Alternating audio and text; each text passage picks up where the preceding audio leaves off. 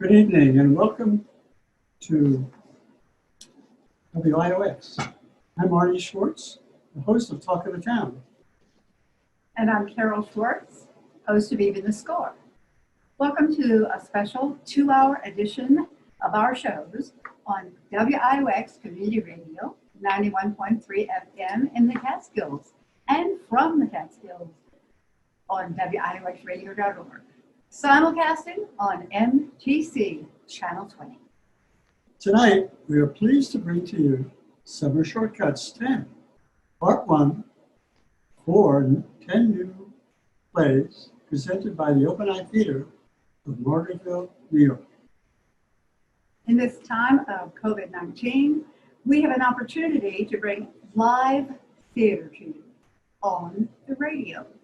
Artistic director of the Open Eye Theater is our moderator, Amy Brockway. Good evening, Amy. Good evening, Arnie and Carol. Good evening. And thank you for inviting the Open Eye Theater and Summer Shortcuts 10 to be guests on your programs. This is the 10th year that the Open Eye has produced Summer Shortcuts, a program of 8 10-minute plays selected by a team of readers and myself from submissions sent in from all over the United States and way beyond.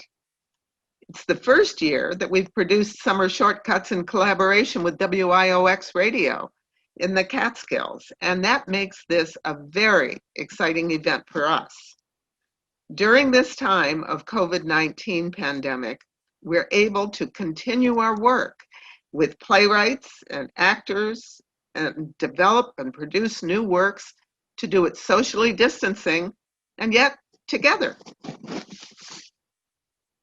Tonight, we will perform part 1 of the program, which is 4 brand new 10-minute plays. One from Fleischmann's, right here in the Catskills, one from Manhattan, one from Lancaster, Pennsylvania, and one from Auckland, New Zealand. You'll probably notice a common thread running through most of them that just proves that we really are all in this together. After each play is performed, you will meet the actors, the director, the stage manager, and the playwright in a conversation with Arnie and Carol and me, where you'll learn something about what brought the play into being on the page and then on the air and on your screen. At the end of the program, we'll all gather back together for a grand curtain call and a brief preview of the plays to come in part 2. And now I want to introduce our stage manager, Darlene DeMailey, who will in turn introduce each of our 4 plays this evening. Hi, Darlene. Hi, Amy. Thank you. Good evening. Our first play tonight is Zooming Grandma, a one-act play by Sally Simon. The director is Frank Canavan. The characters are Maggie, played by Irene Keeney, and Sally Simon is playing Grandma. The time is the present. Okay, I signed in. What do I do now? Up in the toolbar, there's a button that says Join Meeting. Click that. A toolbar? Top right, Grandma. It's in blue. Oh, yes, there it is. Did you click it yet? Yes, but what are all these other buttons here? Meetings, video, webinar, It's nothing. Just click the Join a Meeting link. I thought you said it was a button. Link. It's a link. It's blue. Click it. Okay, I'm trying here. I learned FaceTime, didn't I? I know, Graham, but it'll just be a lot easier if you do what I say. Isn't that what your mother always says to you? Very funny. Did you click it? It says I need an ID or personal link. I don't have a personal link. Yes, you do. I emailed it to you. You mean I have to check my email now? I'm on Zoom. You can do both at the same time. Well, how do I do that? Never mind. Hold on. I'll tell you the ID number. Okay. It's 1, 5, 4, 3, 4, 5, 9, 6, 7. Grandma? Grandma, where are you? Oh, hold on, Maggie. Hold on.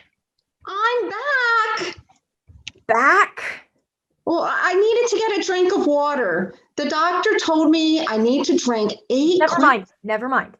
Just type these numbers into the space where it says ID. 1, 5, 4, 3, 4, 5, 9, 6, 7.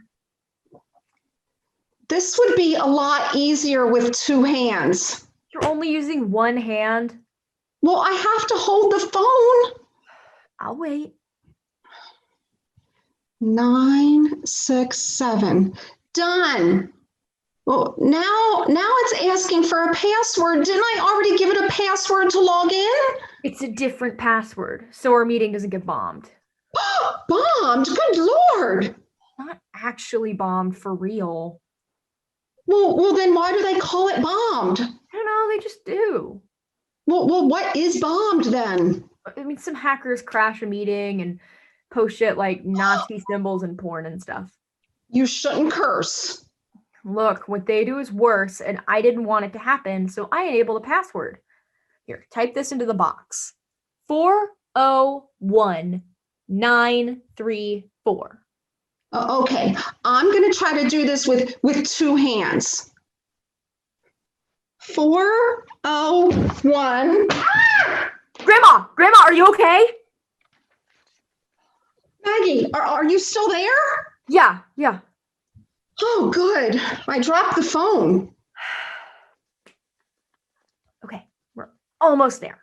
Look at your screen. Oh, look, there I am. So you can see yourself, right? Oh, this is amazing. Oh yeah, it's real amazing, Grandma. Welcome to the 21st century. What is this? Is this the camera right up here? I'm not sure what you mean, but yeah, probably. Well, can't you see me? It's right there. I'm looking right at it. No, Grandma, you need to allow video. Well, how do I do that? On the bottom left, there's an icon of a video camera. There should be a red line through it. That's because it's off. Okay, I see it. Click on it. Oh, look, there you are. Hi, Maggie. I'm getting good at this. Oh, you're a regular pro, Grandma. Wait. I bet I know what you're going to do next. You are going to tell me to click this little microphone thingy. Yep, exactly. Then we can talk through Zoom and hang up the phones. Oh my, this is a great invention. I wish they had it when I was your age. Okay, so I see you're unmuted. So we can hang up the phone and you can go hands-free. Thank you so much, Maggie. This is terrific. So that's all there is to it, Grandma. Maggie, I can't hear you. Why can't I hear you? You must have your volume all the way down. I can't hear you.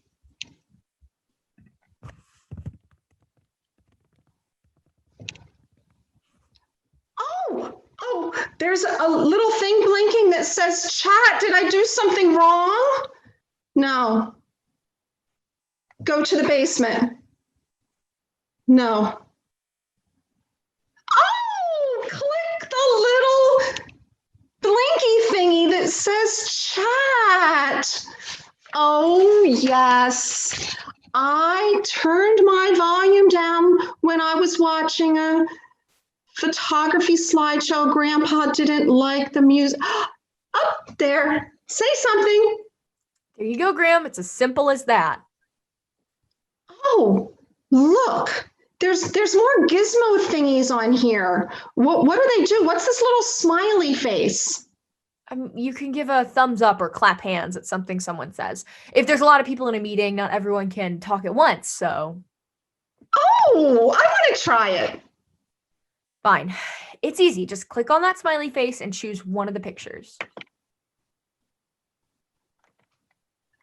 Look, there's a thumbs up. This is so much fun. There's a thumbs up in my box. It's loads of fun.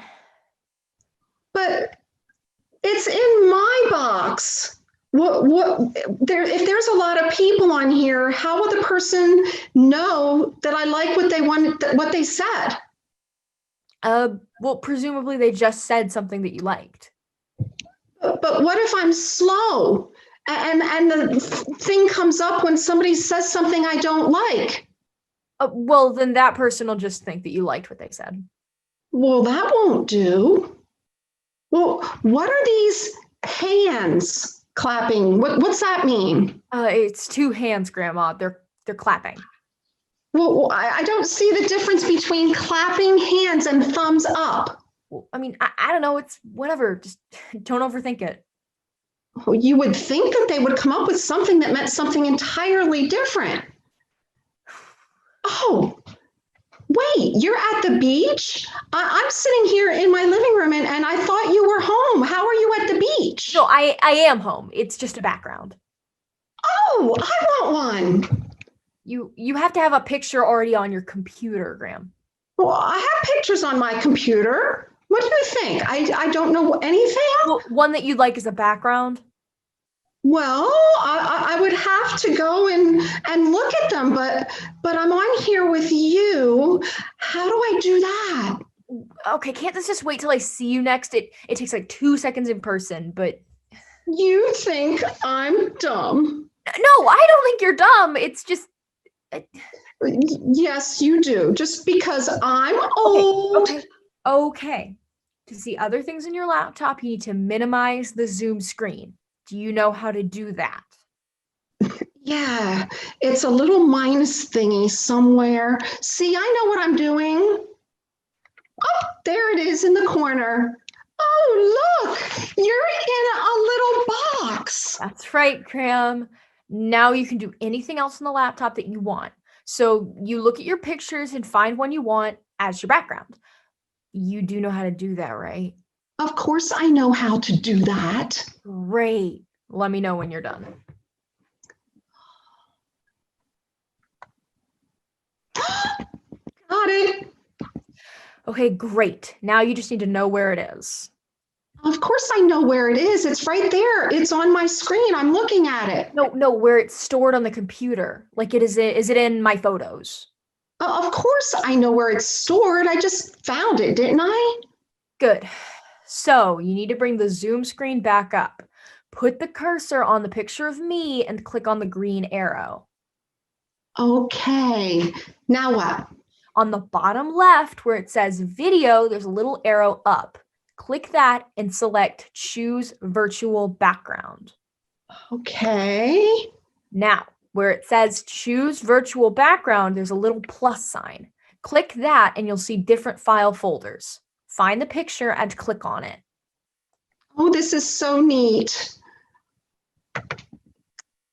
There. Grandma, What? I like Godzilla. whatever. So, you think you can do this on your own now, right? Oh, I hope so. I have book club later. You will be around if I need some help, won't you? Oh, sure. But it looks like you have a handle on it. So. Oh, What book are you reading? oh, it's some book called Twilight. Marcia picked it. Your book club's reading Twilight? Sure, why not? Oh, it's about these two kids. Well, actually, one is a vampire. No, yeah, I know. Every kid I know has read it. It's a YA book. YA? Young adult. Oh, that Marcia. You kids read that junk? Evidently. Well, anyway, thanks so much, honey. I really appreciate your help, but I have to go. Grandpa's waiting for me. No problem, Graham. Tell him I say hi. You need to click that red button that says leave meeting. I'll talk to you later. Wait. There's a little green button here that says share screen. What does that do? Grandma! Lights out.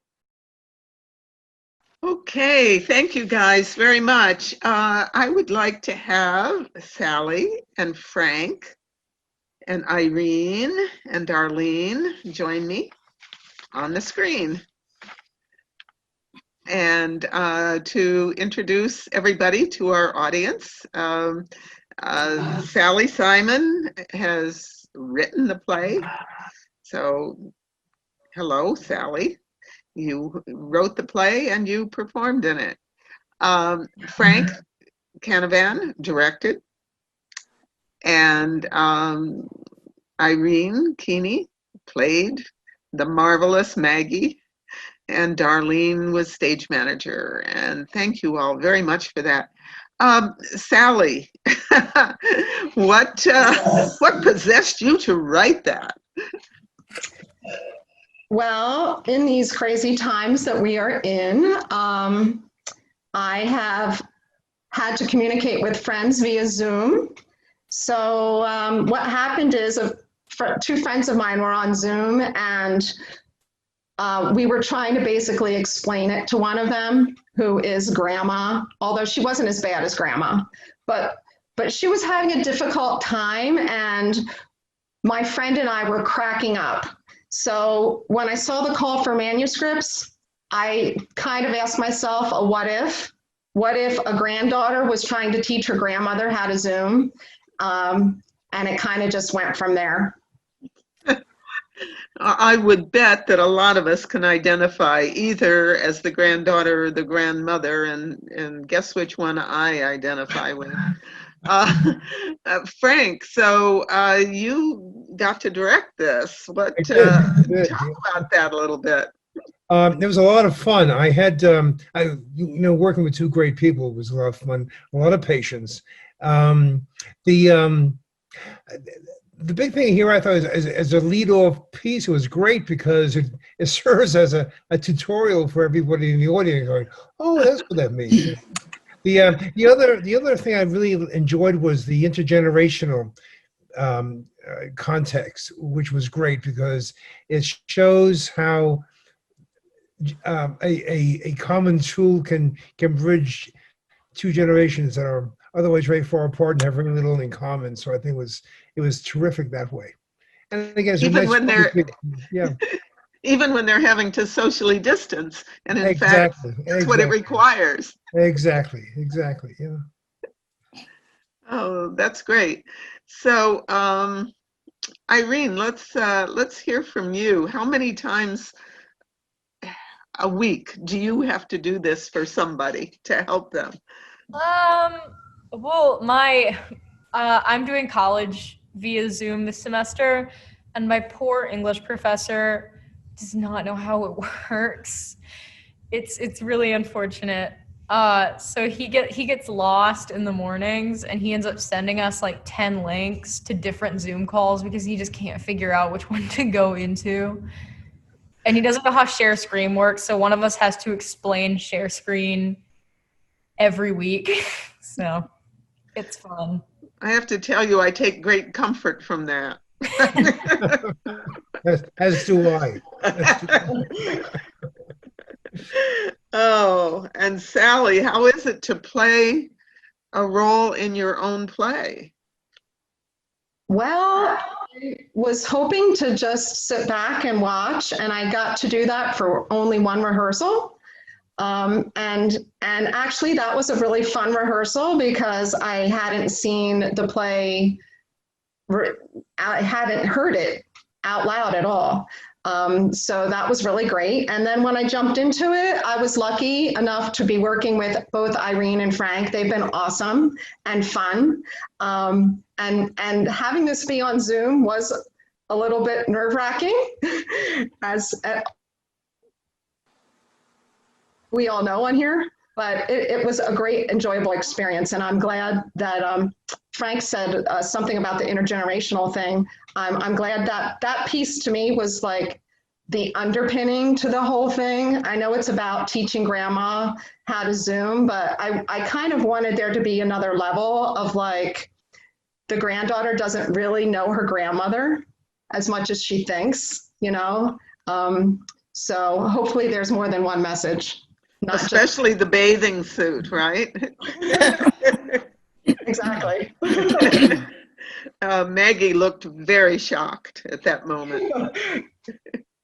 So Darlene, you have been stage managing the whole Summer Shortcuts Part 1, and this is just one of the shows that you've been stage managing, but I think our audience might like to hear something about what that entails. Well, mostly making sure that everyone shows up on time for their play.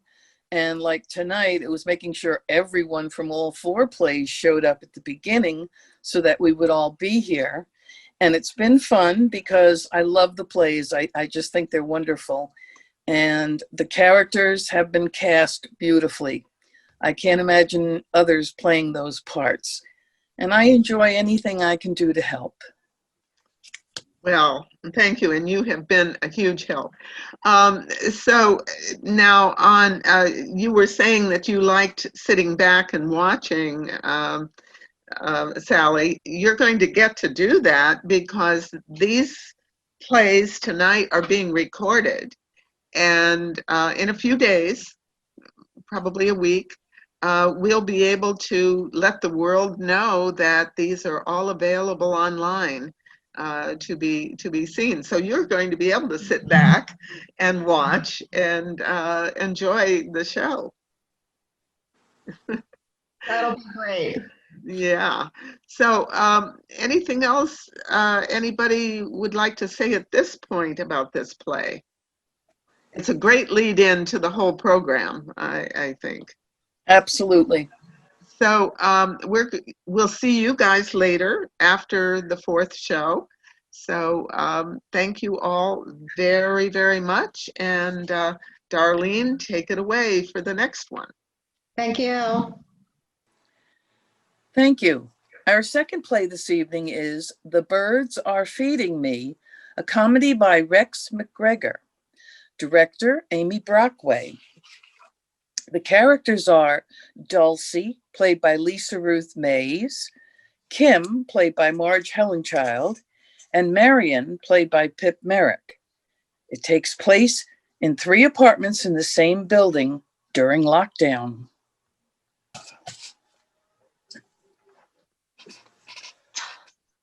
Hello there? Kim, isn't it? Yeah. You're Dulcie Jenkins in apartment 5C. yeah, I recognize you from down in the lobby. Sometimes I see you waiting for the elevator. It takes forever these days. One patient at a time. Passenger. When people don't take the stairs, I assume they have a disability. You assume wrong. I guess I'm too lazy to think of another reason. Try presentability. What? I'm a banker. My work entails video calls with clients. I can't be out of breath or sweaty. From walking up a few flights? I'm higher up than you. Oh, only 1 floor. I'm also somewhat older. Oh, all the more need to get fit, huh? Thanks for your concern. Cardiac health is important for seniors. I'm not in that category yet. We'll take the stairs and you'll get there. I'm in no rush. Anyway, Marion gave me your number. Is she okay? Good as gold. Well, I haven't seen her lately. She's staying indoors. Well, at her age, she must be a prime target. In the vulnerable group. Does she need someone to do her shopping? She's arranged deliveries. Oh, cool. I'm calling about another matter. Oh, just say the word. I'm happy to help. That's very kind of you, Kim. Well, times like this, neighbors got to look out for each other. Absolutely. Well, how can I help? I noticed you've been feeding the birds on your balcony. Yes, so? Well, they're also landing on mine. Hey, lucky you. I hardly know how to ask this, but You want tips on feeding them, right? Well, crusts cause constipation. Seeds keep them regular. They do their business on my railing. It The dribbles sign down, of leaving a vertical smear on the glass. that's the sign of a healthy gut. I'm trying to be polite Yeah, well, the stuff washes off easily. when it's fresh, but if I miss a bit on the far underside of the railing, it soon solidifies. Oh, want to borrow a hammer and chisel? Kim, the birds are a nuisance. Well, then shoo them away. I do, but they keep coming back. There's one now. Well, they're making you exercise, just what you need. You need to stop your irresponsible behavior. Oh, come off it. I was hoping you'd respond to a friendly chat. Ooh, well, you hoped wrong. Right. Consider this an official warning. Oh. I mean it. Oh, you can't even scare a sparrow. I'm on the committee. Big deal. We have the power to enforce compliance. Small pets are allowed. You're welcome to a canary in a cage. Birds need to be free. Fine. Feed them down in the park. Well, I'm only allowed out for essential shopping and exercise. Sprinkle seeds while you walk. Daren't risk that, Dulcie. The cops have the power to enforce compliance. Are you prepared to resolve this issue or not? I guess I could try putting the birds in diapers. Right. I'm inviting Marion to join this call. Maybe you'll listen to the chairperson.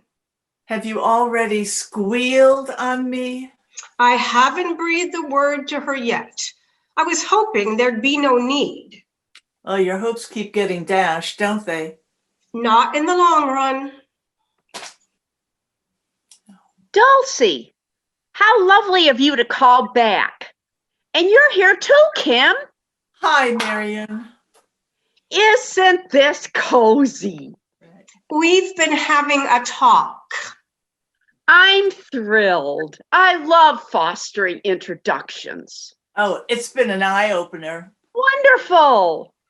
Listen, Marion, I'm sorry to be a wet blanket, but I must raise a delicate matter. Let me make it easy for you. I'm stepping down as chairperson.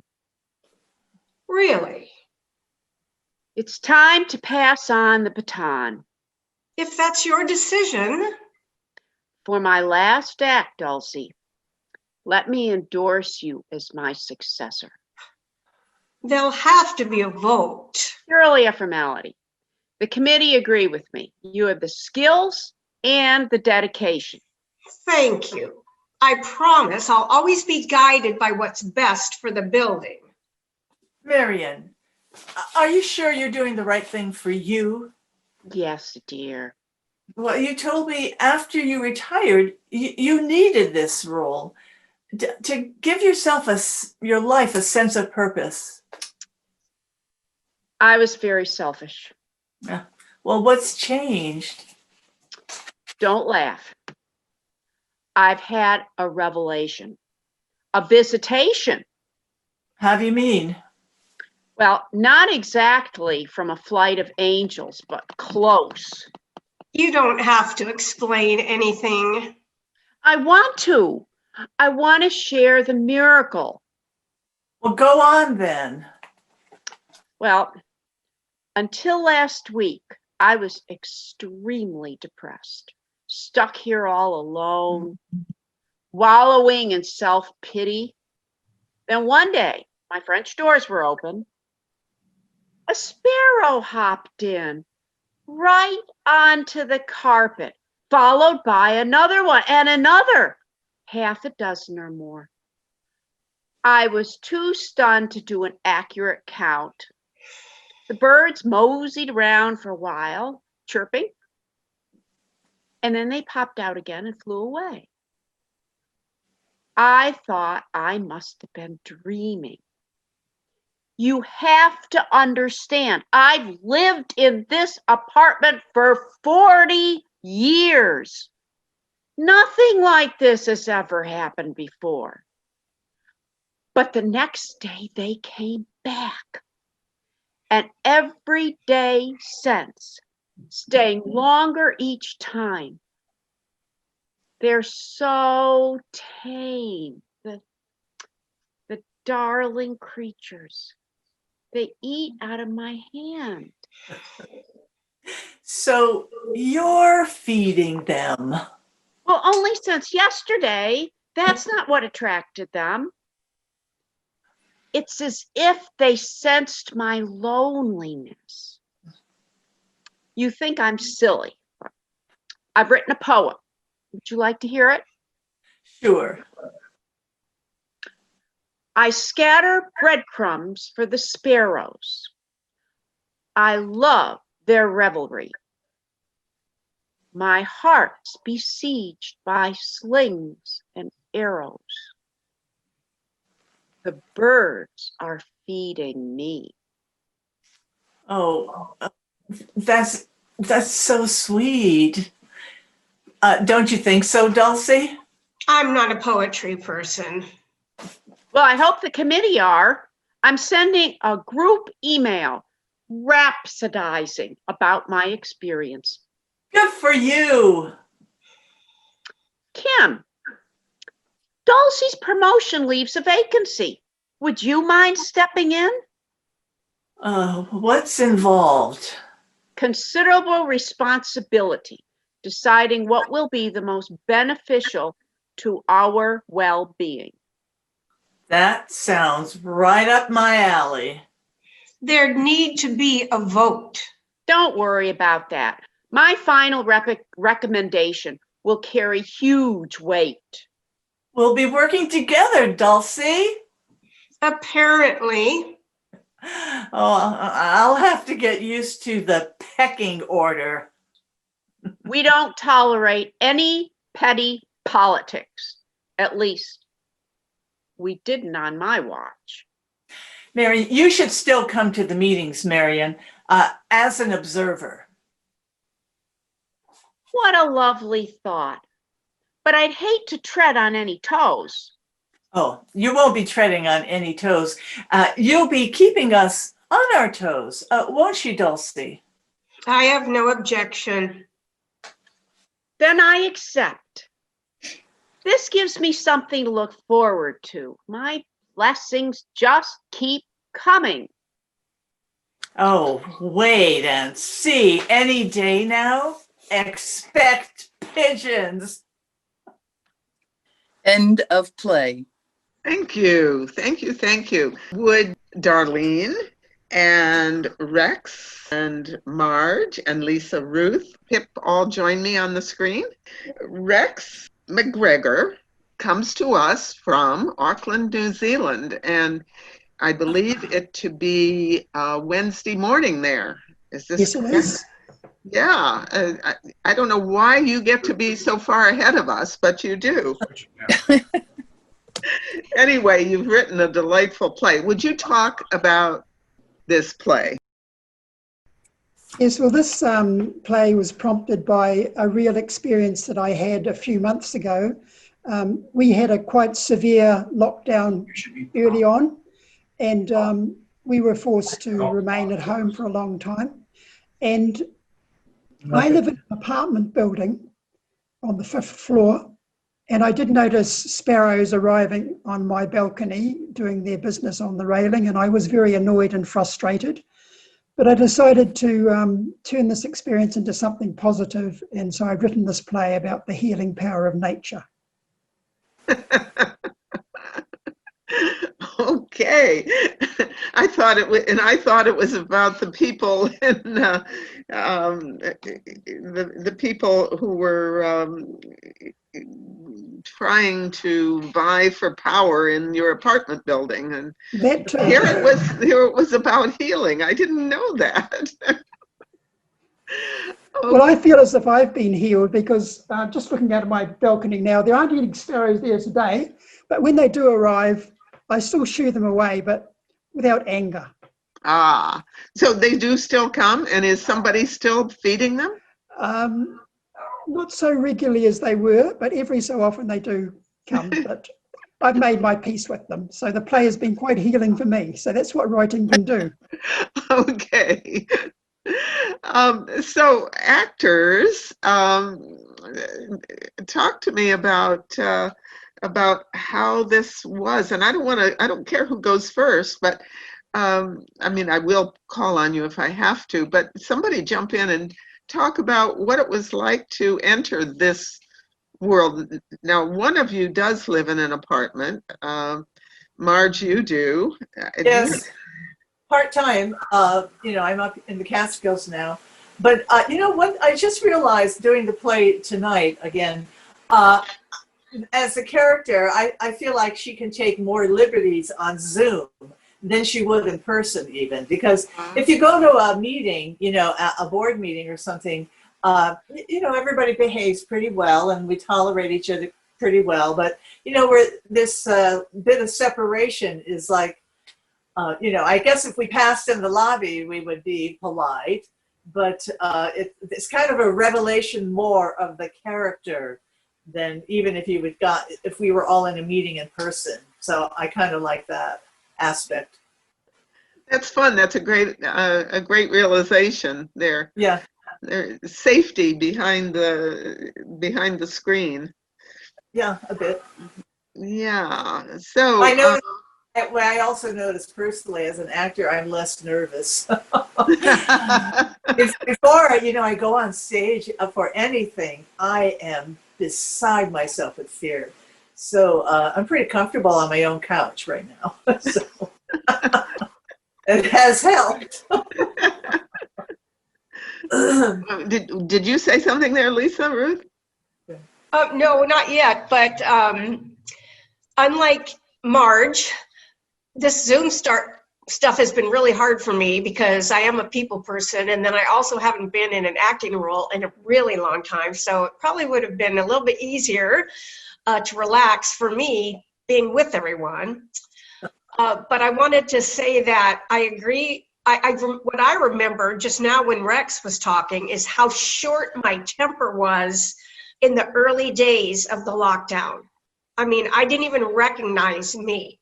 But Dulcie, I'm not like Dulcie, but I can really get her extra frustration because she's busy and she's coming and going and she's taking the elevator and then trying to get ready, for her very important meetings and stuff like that. And she can't be bothered with the birds. So I think I relate to her frustration that's magnified by the whole lockdown situation.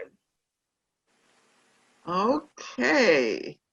How did they do in the Rex in the elevator in your building? How many apartments are in your building? We've got 12 floors, but only 4 apartments on each floor. So it's quite a small, narrow building. So there are 48 apartments. And I'm one of those people that very rarely use the elevator. That's another thing. I'm like Kim as well. When people don't use the lift, I assume they have a disability. So I'm like Kim as well. There's little bits of me in each of the characters. So I'm not the best person to ask about the elevator because I hardly ever use it. I have a rule that I can only use the elevator if I'm carrying something heavy or if I'm bringing someone up from outside. What floor are you on, Rick? I'm on the 5th floor in apartment 5C. Now we know where you are. And it'll only take us how long to get there?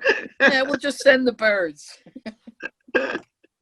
Yeah, well, so what I was going to ask was what you do when you're trying to socially distance and you have to deal with an elevator. You all stand back 6 feet and wait in turn one at a time, or how do you do that? I guess we won't know because Rex doesn't bother. He just takes the stairs. So, Pip, you've had an opportunity to work on the role of Marion longer than the others have on their roles because you did a monologue from her in Monologue Free for All. And has there been any progression or anything you can talk about with that? Well, as of tonight's performance, I kept freezing.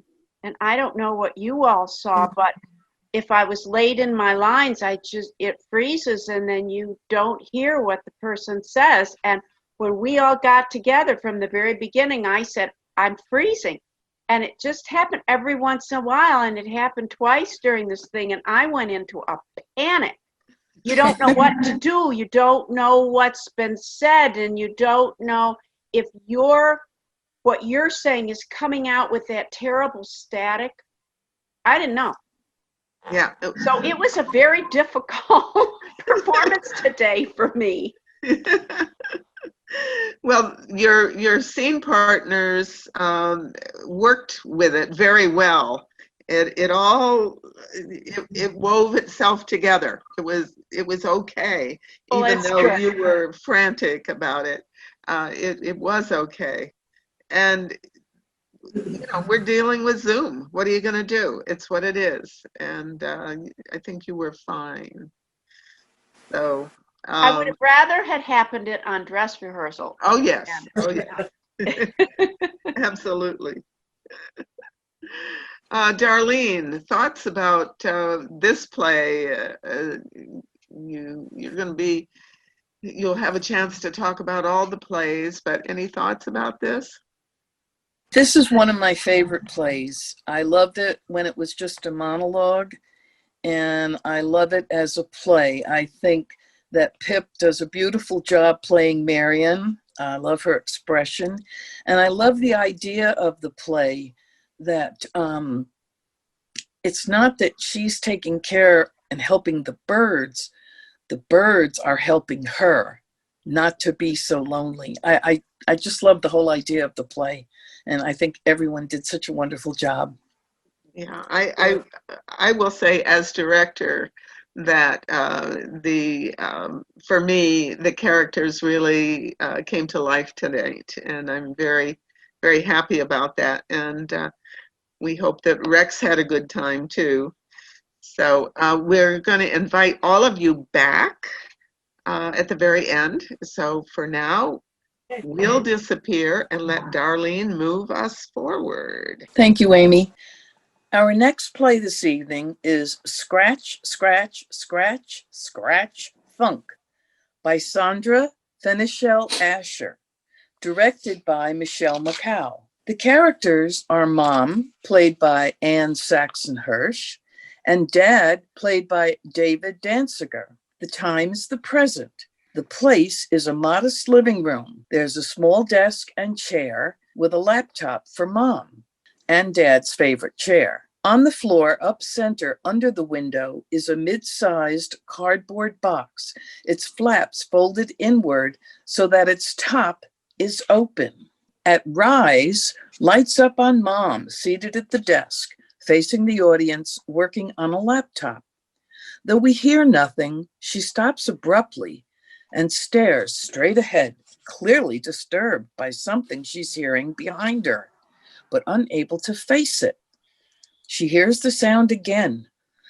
Without moving her head, she shifts her eyes down and to the left, listening in that direction for a few seconds before relaxing when the sound stops, shaking off the interruption and going back to work. She hears the sound again. She's nearly exasperation. She remains facing forward, but closes her eyes and attempts a deep breath. In through the nose, out through the mouth, in through the nose. She opens her eyes and listens. Silence. She relaxes and determinedly resumes her work. Hey. Hey, I'm home. I'm glad. How was your day? Oh, it was a day. The writing went well? Oh, the writing went. It just went? What happened? Do you really want to know? If you really want to tell me. Might as well. You'll find out for yourself soon enough. My day and my writing with it went scratch, scratch, scratch, scratch. Donk. What does that mean? Did something happen? What is that? What is that sound? Sound? You hear a sound? Yes, I hear a sound. Scratch, scratch, scratch, scratch.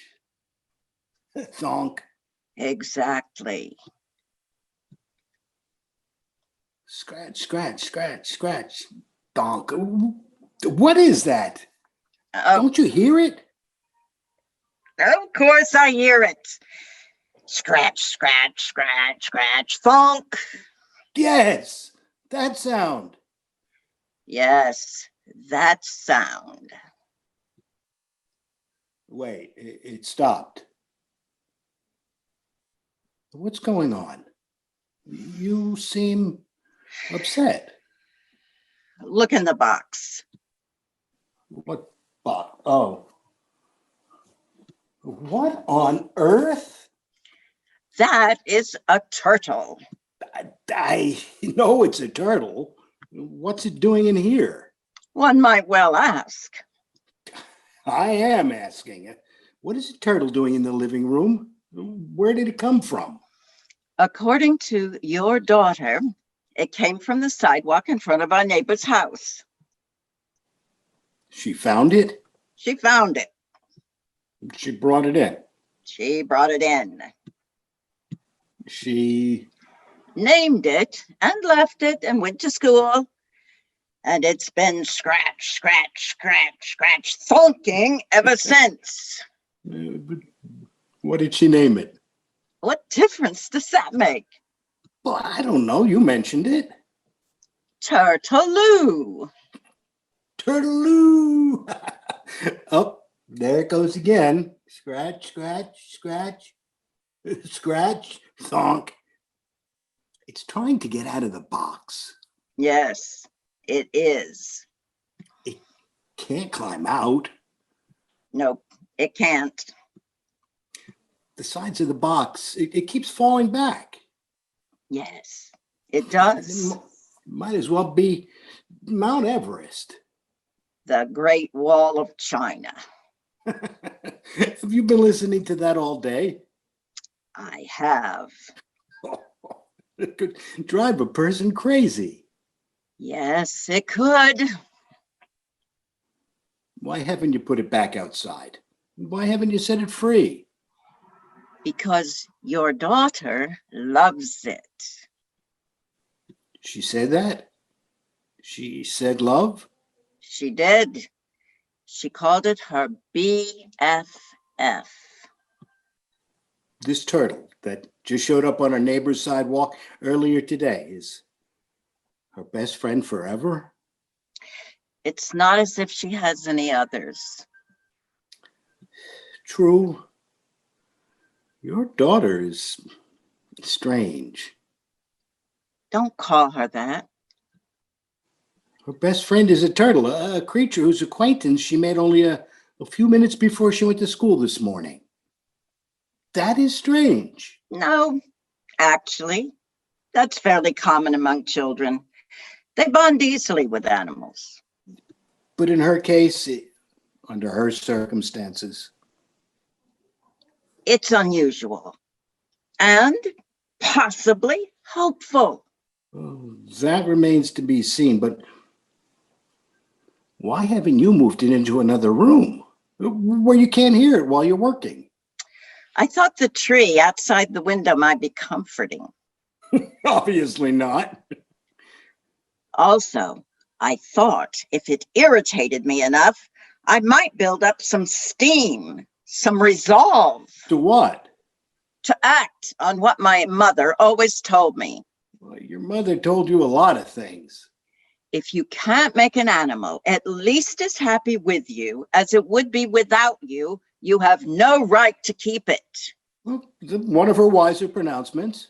Yes. And I have tried more than once to pick up that clearly unhappy animal and put it back outside. But I have failed.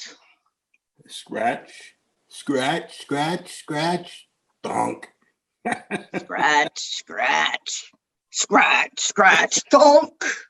Because you can't bring yourself to break your daughter's heart. She's your daughter, too. She is, but I don't feel compelled to imprison wild animals for her. Then you do it. Put it out? Okay. Wait, no, don't. Don't. Just move it to another room. We'll let her keep it in her room. It'll still be trapped. I know. Is that what you really want? I don't know. I don't know what I want. Well, you're the one who let her bring it in, and you're probably the one who brought the box up from the basement. True, but I didn't think. I'm guessing you're the one that threw in that, whatever that green stuff is. It's lettuce.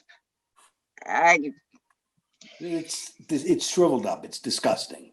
It apparently doesn't like lettuce, or it's not hungry. It just wants to get out. I've been trying. I can't do it. I didn't think it would be so unhappy. So I'll put it out. No, don't. What do you want to? You want to be rid of it, right? Don't you? Yes, but I can't. Then let's get rid of it. No. Yes, no, yes. Which is it going to be? Your daughter named it Turtaloo. She called it her BFF. I can't bear to disappoint her. You indulge her too much. You always have. You don't indulge her nearly enough. You never have. What would you like me to do that I'm not doing already? Become a turtle expert so I can help her raise it properly? Establish a turtle sanctuary so this one won't be lonely? That might be a start. I have no interest in turtles. You have no interest in your daughter. Of course I have an interest. But no love. What are you talking about? I love her. You know I love her. Okay, I'll grant you that. But you don't like her. She is not easy. To love? To like? To get close to. She's... Say it. You're thinking it. She's terrifying. I was thinking she's not warm. She's not affectionate. But yes, terrifying. Sometimes. Often. I'm with her a lot more than you are. It's not a competition. No. It's a challenge. Yes. We're all in this together. Yes. And we're doing the best we can. Yes. She loves the turtle.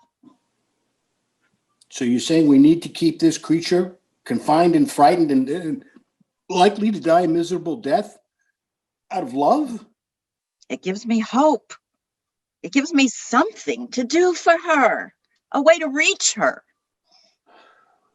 Lord knows we've tried everything else. If you could have seen her face, if you could have seen how happy she looked when she left for school.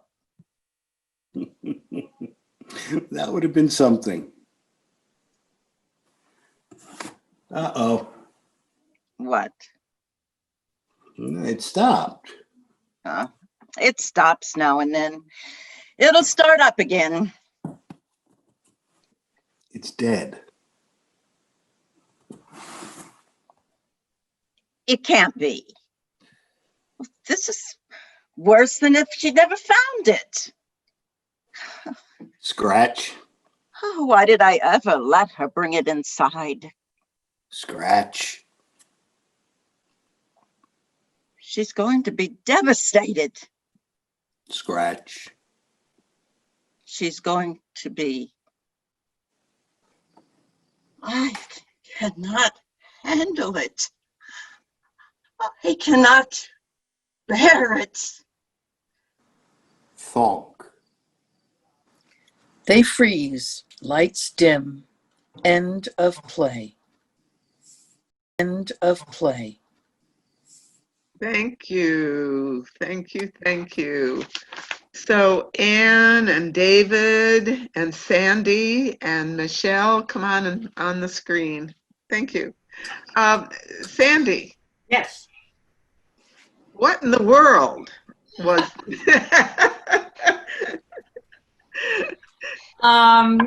Well, I was invited to submit a script to another festival with the theme of wall. And the first thing that came to my mind as I started brainstorming, what can I do with a wall, was a memory from when my children were very young and they brought a box turtle home from the nearby park and left it with me when they went off to, I don't know if it was school or back to the playground or whatever. And I put it in a cardboard box. And I was working at the kitchen table, which was my office at the time, writing. And the thing was trying to get out of the box. And there was a constant scratch, scratch, scratch against the side of the box. And then the thunk when it would fall down because it couldn't get out. It did not take me very long to take it back to the park and set it free. And when the kids got home, I was the one who explained to them, if you can't make an animal at least as happy with you as it would be without you, then it's really not fair to keep it. And they understood that completely. But that's the end of the conflict. And to write a play, I needed some conflict. And so I thought, what happens if the writer can't get rid of this irritating sound for one reason or another? And that's where the very difficult daughter began to grow as a character. And then the husband and their two responses to having a very difficult daughter. And eventually it occurred to me that this box turtle trapped in a box was a metaphor for this dysfunctional family, for this family that was trapped in its situation. And I thought, well, that all comes together rather nicely. But then add a little more conflict. What if the turtle dies? And that gave me the end of my play. Yeah. So, Michelle, you picked this play and you got to work with Sandy. By the way, Sandy Asher is a playwright who has worked with the Open Eye Theater for more years than many of our audience have been alive. It's the dawn of time, essentially. And I love it when Sandy brings us wonderful new stuff, and it happens quite often. And thank you, Sandy, for all that you have brought to us. Michelle, talk a little bit about, or a lot about what it was like to work on this play. So when I read the play, it reminded me a lot of The Bad Seed, a movie and a play that was done in the 50s, I think, that I saw many years ago, about a child that has no understanding of right, or no moral understanding of right or wrong. And this reminded me of that this child terrifies her parents. And then I started thinking it might not be someone like that necessarily, but just a child who either wants what they want, she's not loving, and these parents are coping with and trying to cope with making her happy. And then as Sandy has pointed out, I did see that the metaphor of this turtle trapped in this box was what the family was undergoing.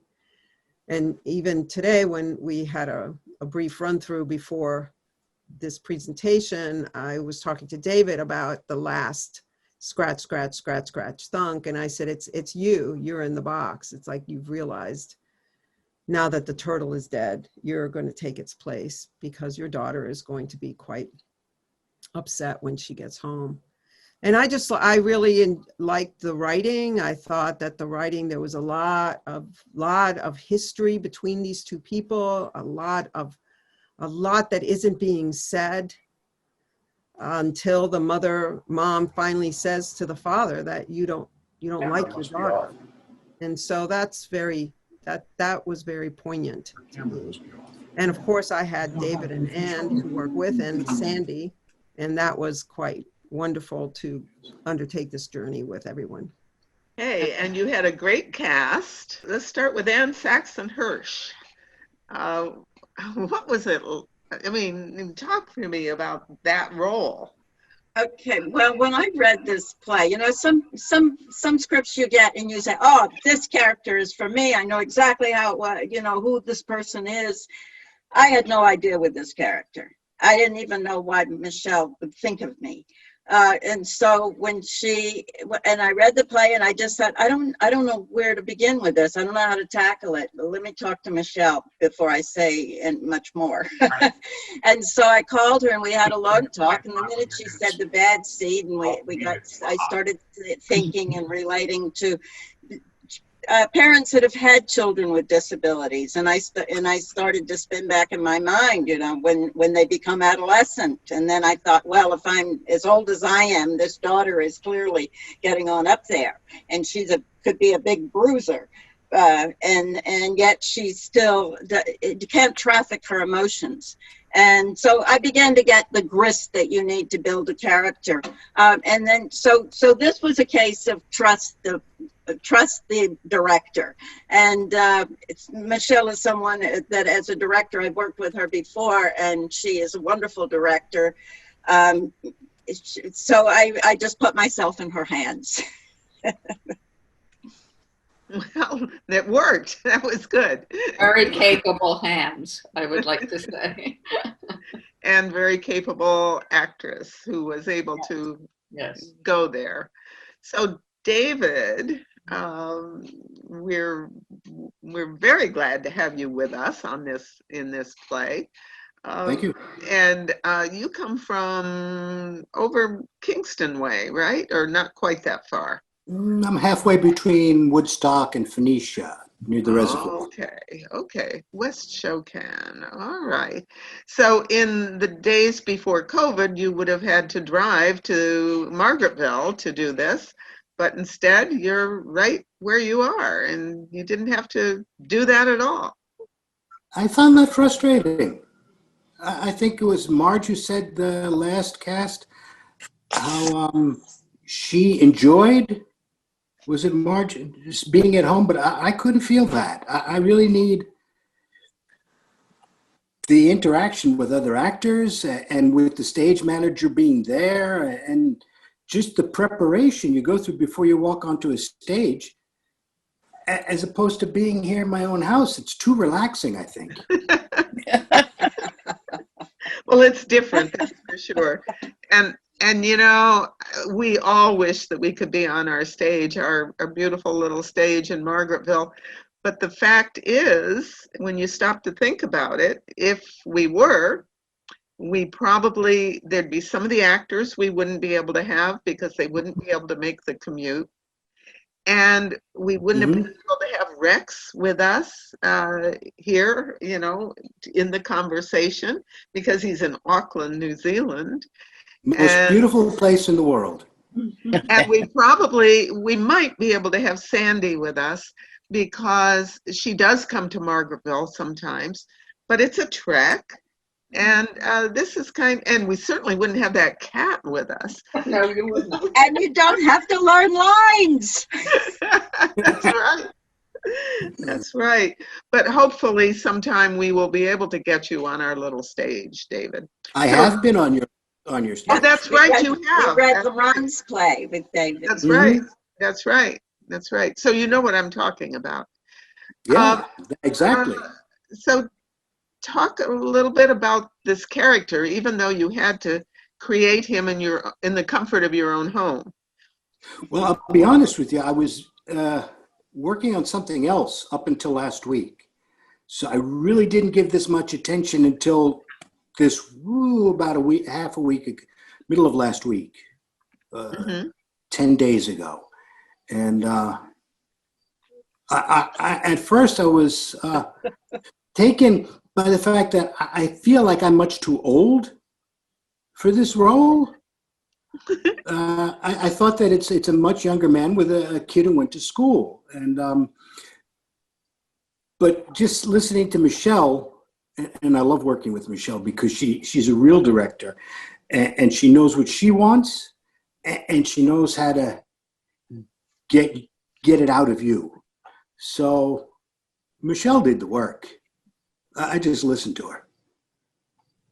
Is that true, Michelle? No. No, it's not. It's not. No, of course not. It's if you touch the actor in a way, or if you reveal something to the actor that they connect to. Like I asked both before we even started the first read through. I said to both Anne and David, I said, I think of someone in your life who can be terrifying to you. I don't want to know who it is. I don't want to know the story or the backstory, but I need you to know this person. And David immediately said, I know somebody. I know somebody. So if you make that connection, if the actor makes that connection, like Anne said, when after our conversation, she started thinking of friends who were caregivers to children or to their children, no matter what their age, that required a lot of attention. If you make that connection, once you have that connection, then things begin to weave themselves. Listen to her, because she just said how she told Anne, and Anne said the same thing. She just opens things up for you. As an actor, she makes it very easy. And it really makes the performer's job fun, because that often disappears, the fun. And I think that's why we do this. I'm not in this for money. No, we all do it for the fun. Fun. And being all kinds of fun. with Yeah. Sandy was really, I just want her to acknowledge how important that relationship was. I mean, we had discussions, we talked. So Sandy. Yes, and we talked about, should the should the script be altered in some way to accommodate the ages of the actors. And I thought, no, that would, if it was a grandchild or a foster child or anything else from what it is, it changes the entire story. And this family is trapped in this triangle forever, for life. And so I thought it just adds another layer to it, to have them, maybe they're rehashing the same thing over and over and over again. They will, or they have already. And so it just adds that layer to what's already there. If you played it totally realistically with the age totally appropriate to a young child going off to school, that's one way to do it. But this just adds to the horror of this situation. It never ends. It will never end. Right. Yeah. Carol and Arnie, you've known Sandy for a long time, and you know Anne and David may be new to you, I'm not sure, but and you certainly know Michelle. So talk to me about your experience of this work, this play today. And you have children too, and grandchildren, and. Well, I've known Sandy from her plays for young audiences, so this one was a little bit more horrifying than any of her other work. But, and I think that it could be interpreted in a lot of different ways. But depending on how you're seeing your child, at when I first heard it, I thought the child might be someone who is older and disabled, physically disabled. But once they did the play in this, with this kind of approach, it got more and more scary. And I began to see the metaphor and wondering, you know, who is going to end up alive at the end. And I did the play, The Bad Seed, and it does very much reflect the feeling of that very thrilling play that's about a very bad young girl. And so I thought they did a good job with a lot of levels. I enjoyed it. And yeah, I want to say one thing about, if I could. Sure, of course. And because the radio reminded me of it. David had made at the beginning, you know, as an actor, you're always trying to pick up your cue quickly. And so you always have to be kind of looking down the road to make sure you're on that pickup. And Michelle said, no, at the beginning, I want you to be very, and she gave all these directions to David. It was really on David, but to be slow. And then he said, yeah, but there's going to be dead air on the radio. And I thought about that, and it was like, yeah, what are we going to do about those big spaces? The people on the radio won't know. And then Michelle listened, and she said, well, you know, okay, you got it. And that's an example of having to trust the director, because she said, no, that you're going to build the suspense, you know. So we went with that. And it's good that you did. It worked. Arnie, you want to add something? Well, of course, I don't have the theatrical background and the playwriting experience, so all I did was go to my daughters, of which I have 3, and my 4 grandchildren, and think, how would they feel coming home to a dead turtle? Where's Mommy? And we're going to come to Papa or Mama and say, what did they do to her? So I was more concerned about what this child was going through and how they would deal with her. Yeah. Darlene, you've been involved with this play too. So what thoughts do you have? I was afraid you were going to call on me. I know that the child, because when she left the turtle in her mother's care, when she gets home and finds that the turtle has died, she's not going to be very happy, and certainly that's not going to bring her closer to her parents. So what her mother was hoping in the beginning, loving this turtle, might make her communicate better with the family, is out the window, because obviously the turtle died and Mom was in charge of it. So that is not going to happen, but it's cute. It's really cute. It's cute. I'm sorry.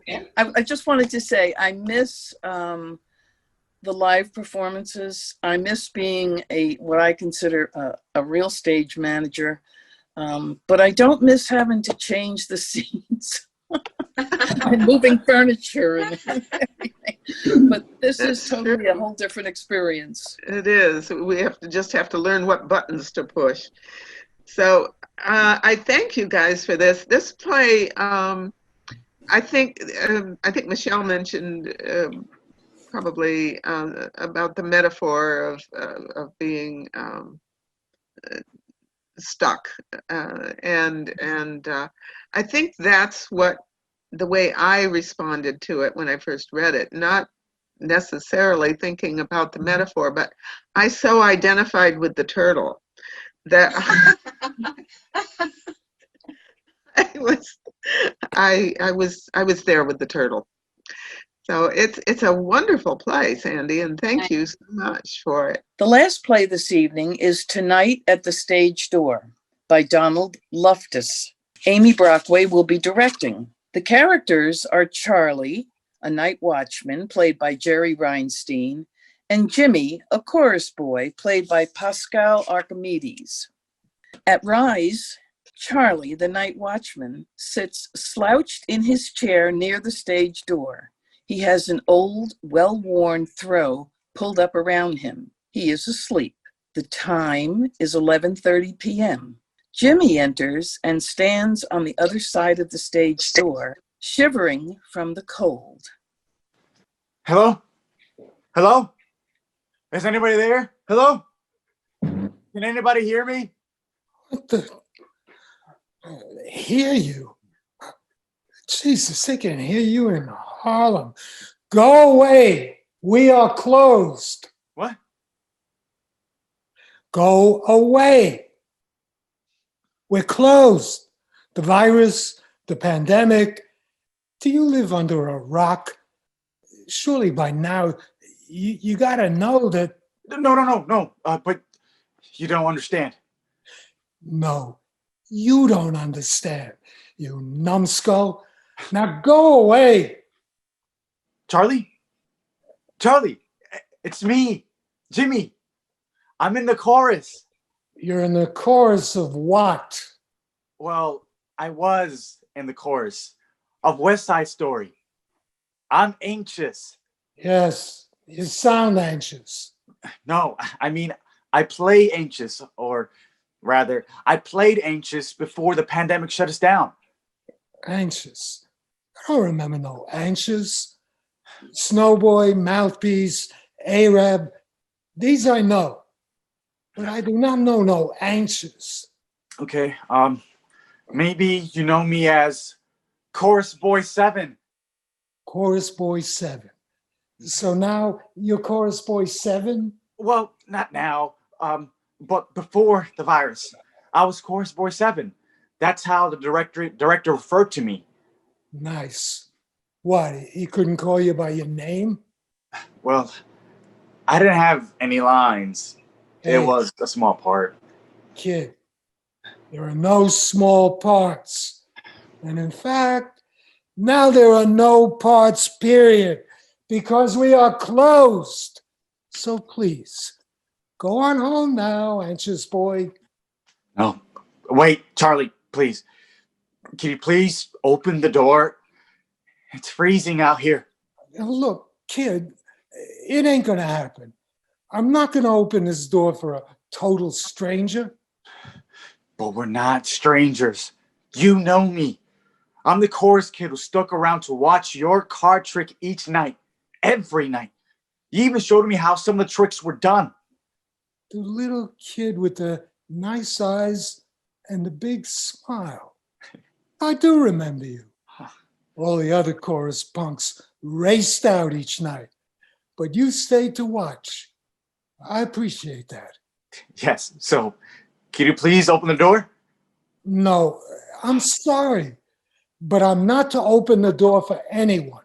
Come on, please. Just a few minutes, just until I warm up. Okay. But let me get the hand sanitizer. Do not touch the doorknob until you use the hand sanitizer.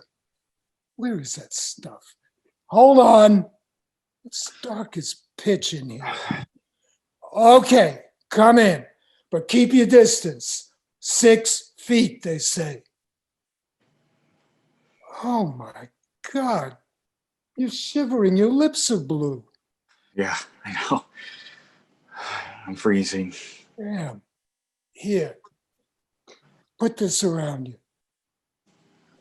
It looks pretty seedy, but I promise you won't catch anything from it. And it's warm.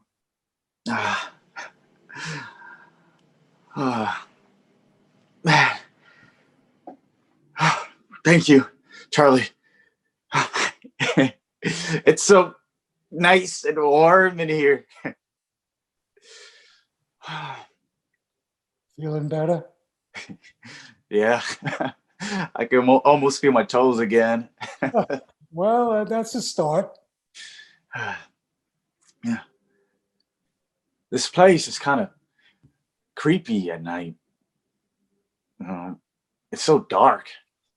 Yeah, well, it's not always this dark. I did something tonight I have never done before.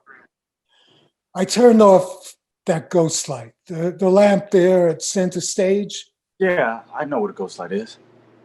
I just thought, what's the point of having it burning? I mean, the theater is empty. The theater ain't going to have anything going on probably for months. Well, I know, but isn't that supposed to be bad luck in the theater? I guess. I mean, they say the ghost light's function is to chase away the wily spirits that inhabit virtually every theater in the world. So, Theatrical folks are a superstitious lot, wishing actors a broken leg instead of good luck, avoiding whistling backstage, and being careful not to say, the Scottish play. And they do say turning off the ghost light will bring bad luck. But considering where we are these days, I figured, how much worse can it get? I totally get it.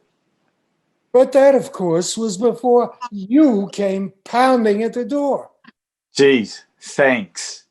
So, what's going on? You're dressed like it's summertime. What the hell is wrong with you? Are you trying to catch your death? No. I just don't have any clothes for this weather. What? You didn't see it coming? It's freaking March in New York City. It's always colder than a penguin's pecker. I only recently came up from Wickenburg. Wiccan what? Wickenburg, a small town in Arizona, a small hot town. It's like 80 degrees there today. I don't really have any clothes appropriate for this weather. You were going to get sick running around like that. Why are you even out on such a night? There's a curfew. You can get in a lot of trouble. My landlord threw me out, and he's keeping whatever belongings I do have as collateral for the back rent, including my only warm jacket. Damn. He sounds like a real heartless jerk. Well, truth be told, I was already behind on my rent, and then the show closed, and he said that was the last straw. That's horrible. So, are you going back to Wackingbird? Wickenburg. No, I can't. I have no money. I can't even afford a bus fare to Brooklyn, let alone Arizona. Maybe your folks could send you some, like a wire transfer. No, I just have my mom, and she has less money than me. Besides, it'll break her heart. She was so proud of me getting into a Broadway show. It's been a dream that she and I have shared since I was a kid. That's kind of nice. You could share a dream like that. I think she originally probably wanted it for herself in the early days, but once she realized it wasn't going to happen for her, she decided to devote her efforts to see that someday it would happen to me. Well, what about your dad? Was he cool with all this? My dad left us when I was 7. Ran off with some floozy. A floozy, huh? Yeah, a floozy. That's my mom's word for her. But it never slowed her down. My mom is strong-willed. Nothing slows her down. She spent every day since my dad walked taking care of me, looking out for me, trying to help me see my dream come true. Our dream. When I was a kid, in addition to her day job, she took on laundry at night just so she can afford to take me to dance classes. And so when I got the part on Broadway, she lit up like a marquee. It'll break her heart, to see where I've ended up. Yeah, but she must know about Broadway closing down. It is happening all over the world, even in Wackingbird. Wickenburg. Yeah, but I've convinced her it was just temporary and that I'm doing fine. I cannot let her know. So, what are you going to do? Is there a friend you can stay with? No, I have no friends. I've been in rehearsals every minute since I arrived.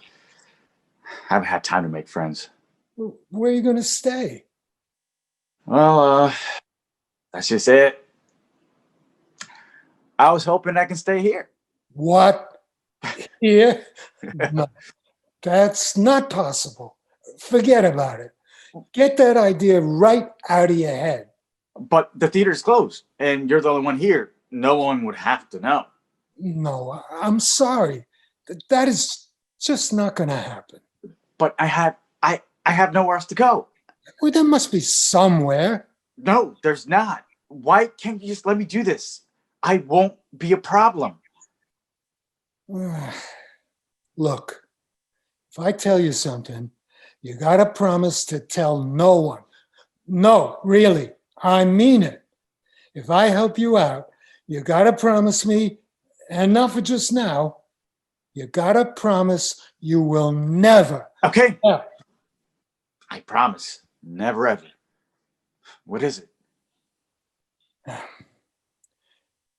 I am the night watchman here, but I also live here. What do you mean? I also got thrown out nearly 20 years ago, but not by a heartless landlord. I got thrown out by a heartless wife. So I moved in here, and no one has ever been the wiser. Well, that's awful. Why would she do that to you? Yeah, it wasn't her fault. Oh yeah, she was awful, but I was worse. Not really faithful and a bit of a drinker to boot. The marriage was doomed from day one. When she kicked me out, I was working here, but not making enough to get a place of my own. Not with the child support I needed to pay. You've got a kid?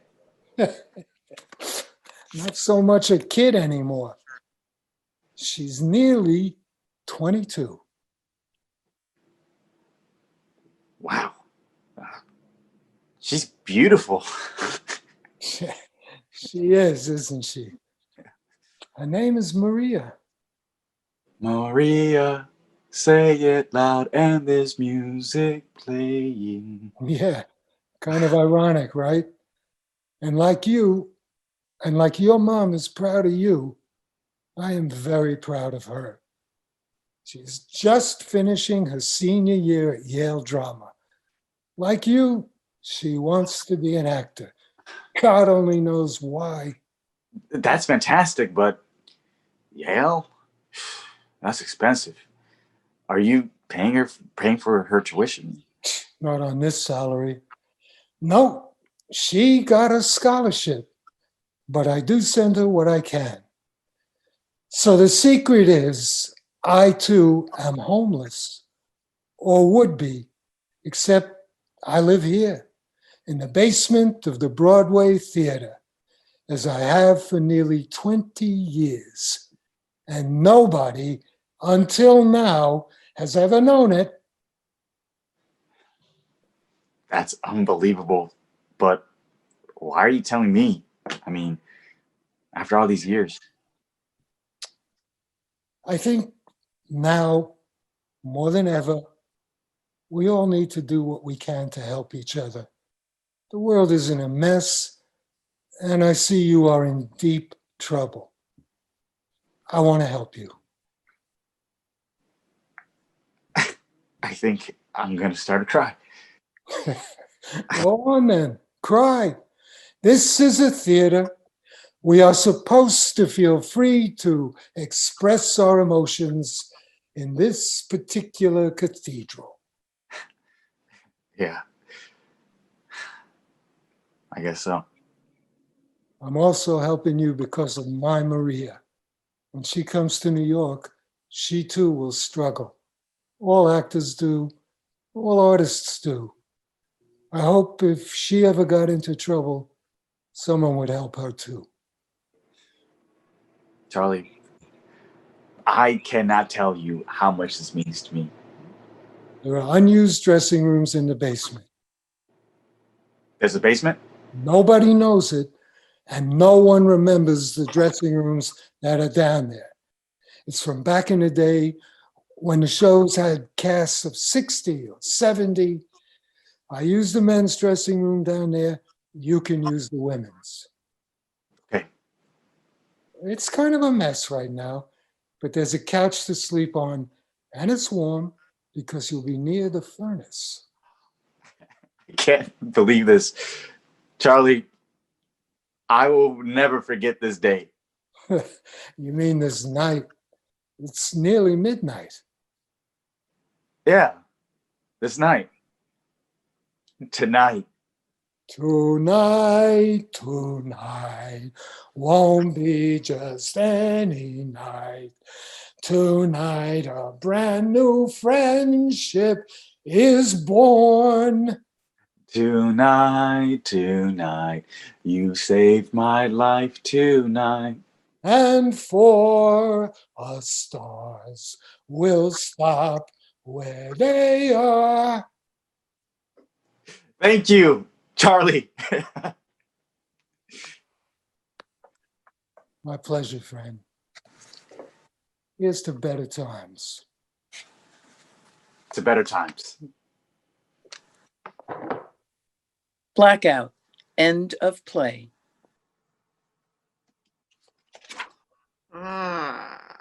Thank you very much. So Don and Jerry and Pascal, all join me, please, and Carol and Arnie and Darlene, we're all here. It's such a moving play, Donald. Oh my gosh. Oh my gosh. Why is it? Is it because we're of the theater, or what is it? It's just so wonderfully written and so moving. Oh, thank Talk about it. Yeah, so I was inspired by it. I actually saw before. I see a lot of I live in Manhattan, and I see a lot of theater, primarily as a playwright. I mean, I love just going to see new work, and in this case, a classic that had come to Broadway. And this was the last show I saw before the pandemic hit. And I was really stunned at the night that I saw it. The cast was directed by Eva Van Ho. It was a very controversial production, but the cast was filled with young, unknown talent from around the country, and I thought, God, this must be so exciting for them to, these kids who have worked so hard to get into a Broadway show, probably took, acting and dance classes and voice classes their whole life. They finally get to Broadway, and then like the next day the show closed. And I thought it has to be devastating. And living in Manhattan, I have a lot of friends who are actors. And when they're not on stage, when they're between parts, as Pascal can tell you, because he's one of those New York actors, they're waiters, they're bartenders. Well, all that's closed too. So it's just a really devastating time. And I thought, in addition that, everyone's having a difficult time worldwide with the pandemic, but an actor, particularly a young actor who's just made their first Broadway show, and then to have it closed down so abruptly must have been devastating. And that's sort of what inspired the play. Wow. Yeah. So, Pascal, go run with that. Tell us about it. Like a lot of my friends, including myself, I'm not from New York. I'm from Kissimmee, Florida, born and raised, and most of my friends had to leave to go home and stay there. They lost their opportunities, lost their apartments, and it really sucks being of the theater and being an actor who wants to live, who wants to have their passion given to the audience live. And Broadway's gonna be closed next year, and it really sucks. And that's how I'm able to relate to Jimmy so much, because he finds the theater he found the theater that made his dream come true, his home. And now he's sharing that home with Charles. And that's, to me, I feel like that was amazing. I feel like it really embodies what us as artists and actors are going through. And Donald captured it perfectly. Thank you. Mm-hmm. Yeah, and you mentioned Charlie. Now, that relationship with Charlie, was that easy? How was that? Could you connect with that in any way in your real life? Do you, as an actor, do you ever get acquainted with the people who are backstage and around the stage? And was there anything there that was real for you? So, of course, whenever I do like a show, the top level I've been to so far is off Broadway. It's time to get to Broadway at some point. But yeah, of course, I talk to the stage manager. I'd be friends with them, or the security guard up front. I'd ask how they're doing, how their day's going. I'd remember their name, and they'd love that. You know, they're human, just like me. Even though they have a different job, they're here with me. You know. And it was really easy to relate with Jerry playing Charlie, because he was giving so much, and it was fantastic doing this. I felt alive. I was going up my lines because I'm like, I was there with him. I was like, oh crap, I have lines to say on the page. It was an amazing experience. Absolutely. Yeah, the two of you were great together. Jerry, talk to us. You were Charlie. It's such a wonderful performance. But tell us how you got there. Well, first of all, you hear the word Broadway, and it's got such resonance. And you think about New York City and its great cultural institutions over the last few months shut down. The theater, the museums, premieres, fashion shows, whatnot. But Broadway especially is so much at the heart of the city. And it's all but unimaginable that it's closed, that it's not functioning, that there aren't those lines, those streets full of people in all sorts of different states. So here's this lonely old man who is the reduction of Broadway these days. He's sitting there barely keeping a theater alive. In fact, he's just put out The Last Light in the Theater, which struck me right to the heart. And I think, you know, Donald's play, well, I got to say, it snowballed on me slowly but intensely. It's really a little gem. And as I said at the run through, I really enjoyed working with Pascal and watching him grow into this character. And the exchanges between us, I think, just got deeper and deeper with every iteration. We didn't have many chances to read together, but somehow it counted, it mattered. So thanks, Pascal, and thanks especially Donald. Yeah. I mean, if I could, you know, when you write a play, you have no idea what actors are finally going to play the role, you know, in any productions or whatever. If someone said, describe these actors, these two guys were perfect. It's exactly how in my mind when I was writing it, exactly how I saw them, and they did. And I agree with Gerald. I mean, every reading, yeah, we had, I think, a couple of rehearsals and then tonight, and it just got better and better with them. It was wonderful. You know, hopefully someday we can do this live on stage. I would love to do that. Amen. Oh, I would love that too. I would love it very much. I don't know what happened to Arnie and Carol. They seem to have disappeared. Maybe they'll come back. But Darlene, oh, there they are. So Carol and Arnie, talk to us about this play. Carol is of the theater. She would perhaps have some ways of really identifying with it. Well, I thought it was, I thought it was just marvelous. Everything about it, the structure was wonderful because it had the characters change, and to see something, a relationship was built, and it reverberated throughout. I'm sure any artist listening to this program tonight especially actors, would relate to it and support both the artistic value of it and also the theme. I thought both actors were terrific. The writing was wonderful. And really, as a theater person, I truly appreciate it. And I do think that it's a lovely piece of theater that should go maybe to Humana or some other showcase that's done nationally. Thank you for doing that. Let's hope we can get the two of them on our little stage in Margaretville sometime. Wouldn't that be Don't fun? go back to Wacky Bird. Maybe we can get you a bus ticket to Margaretville. Arnie, any thoughts? Well, the only thing I could think of is this Zoomcast is an opportunity for Pascal to finally see that theater can go worldwide if we can get the technology to keep with us. And it's great to see you on stage, on screen. And that's probably why we decided we want to join OpenEye and do this for the radio and for the theater.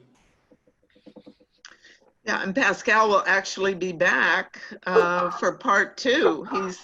He's in one of the shows there, so we will see Pascal again on our screen. Darlene, anything you want to add to this?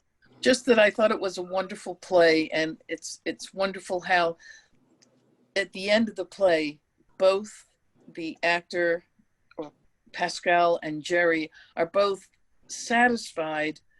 Jerry, who was lonely, being alone in this big theater all by himself, and Pascal, whose bubble has just been burst because he just got the job on Broadway and now it's gone out the window, and how they interacted with each other and became really good friends. They actually fed each other, taking care of their needs. I love the play. I love it. Carol and Arnie, do you need to do anything before I bring everybody on for a curtain call? No, we're good. You're good? Yeah, we've set it. Okay, so let's do that now. Let's bring everybody back on stage or back on the screen. And we have a moment. If anybody has anything they'd like to say to anybody else about tonight, because actually we're not in the same room. It kind of feels like we are, but we're not. And we don't have a cast party. I want to say something. Yes, Anne. Go, Anne. If I don't break up. Oh God, I'm unstable. My internet connection is unstable. I can't do it now. We can hear you. We hear you. That's all right. I'm Oh, you unstable can? as well. All right, I'll go quick. This has been such an enriching experience. And when I wasn't on, I so enjoyed this. And you know, we think of Zoom as less than, but I could have been backstage. But the fact is to have brought together this global thing, and Amy, wonderful, wonderful, everyone. I've enjoyed the commentary. I enjoyed your work. I think we've gone into a whole nother realm. All right. Thank you, Anne. Yeah, we have in some ways, and hopefully we've all been enriched by each other. I am enriched by all of the work that everybody has done, and really, really happy. So what I'm going to do is I'm going to applaud you, and I want you to applaud each other. And I want to say to the audience out there that please, please, please, please stay safe. Come back and hear us and see us again in a couple of weeks. And this production has been recorded, and it'll be available to you. We'll let you know when, within about a week. And so we hope to see you all again soon. And please stay safe and wear your masks.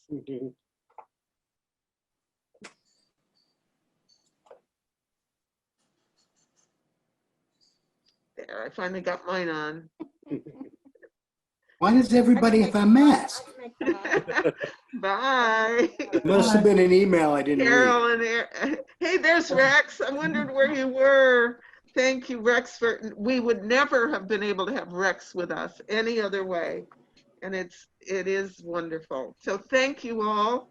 And Carol and Arnie, where are you? Thank you for listening this evening. Okay. And We've really enjoyed hosting this show. It's been fabulous.